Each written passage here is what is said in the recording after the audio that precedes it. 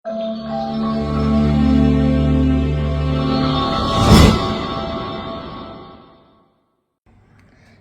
ஒருவருடன் எந்த அளவுக்கு பழகிறோமோ அந்த அளவுக்கு அவர்களுடைய பழக்கங்கள் நமக்கு வரும். நமக்கு ஒரு குண்டான நண்பர் இருக்கிறார் என்றால் நாமும் குண்டாகுவதற்கு 57% வாய்ப்பு இருக்கிறது. நமக்கு நெருக்கமானவர் எடையை குறைக்கிறார் என்றால் நாமும் எடையை குறைக்க 30% வாய்ப்பு இருக்கிறது. நம்முடைய நண்பர்கள், உறவினர்கள் இவர்கள் எல்லாருமே நம்மை அவர்கள் பக்கம் இழுப்பதற்காக கண்ணுக்கு தெரியாத அழுத்தத்தை ஏற்படுத்துகிறார்கள்.